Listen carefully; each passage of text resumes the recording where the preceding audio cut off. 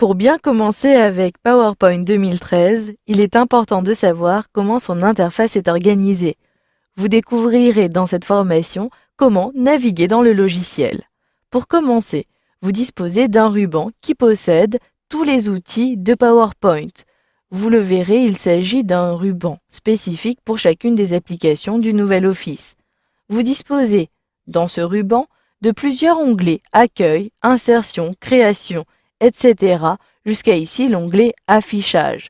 Lorsque vous sélectionnez un onglet, vous avez alors à l'intérieur différents groupes, ici presse-papier, diapositive, police, qui permet en réalité de regrouper différents outils. Comme ici dans le groupe diapositive, je retrouve l'outil Nouvelle diapositive ou ici la mise en page des diapositives. Et effectivement, lorsque vous positionnez votre curseur sur un outil, vous avez une description pour connaître l'utilité de l'outil.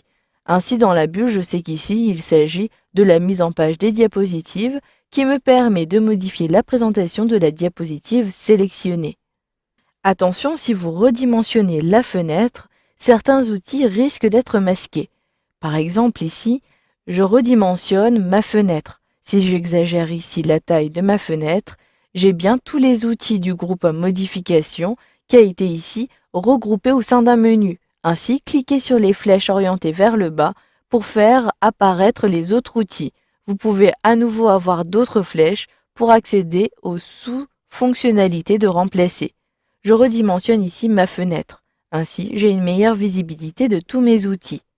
Cette fois-ci, si je sélectionne l'onglet Création, j'aurai accès ici aux outils dédiés à la création de ma présentation. Maintenant, au-dessus, en haut à droite, vous avez ici les informations de votre compte. Ici, je suis connecté avec le compte d'Albert Moreau. Si je clique sur le menu déroulant, j'ai ainsi la possibilité de modifier ma photo et ici de basculer d'un compte à l'autre en cliquant sur Changer de compte. Je clique ici à l'extérieur pour désactiver le menu. En haut, il s'agit des icônes traditionnelles afin de réduire la fenêtre dans la barre des tâches, d'agrandir la taille de la fenêtre ou encore de fermer mon application. Vous retrouverez ici une nouvelle icône à partir de la suite 2013 qui vous permettra de réduire ou de masquer ici automatiquement votre ruban. Vous pourrez apprendre à utiliser ces outils à l'aide de la formation personnalisée l'interface de PowerPoint. Tout en haut à gauche, cette fois-ci, il s'agit de la barre d'outils d'accès rapide. Vous avez, comme son nom l'indique, des outils qui vous permettent rapidement d'effectuer des manipulations, telles qu'ici sauvegarder son document ou ici de lancer le diaporama. Vous pouvez à partir de ce menu-ci ajouter d'autres fonctionnalités. Vous découvrirez, je vous laisse consulter la formation personnaliser la barre d'outils d'accès rapide. Ensuite, vous avez un onglet particulier ici, qui est en rouge. Il s'agit du menu Fichier, du seul menu de l'application. Je clique sur ce menu et ici, le menu occupe tout l'espace de ma fenêtre. J'ai un premier volet de gauche avec différentes rubriques qui est organisé comme un sommaire. Il me suffit de sélectionner une rubrique pour avoir accès aux fonctionnalités dans la zone de droite. Et à son tour, vous avez dans cette zone deux volets. Une première sous-rubrique ordinateur et dans la zone de droite, les options concernant l'enregistrement. Il vous suffira alors de sélectionner les boutons, comme ici Parcourir.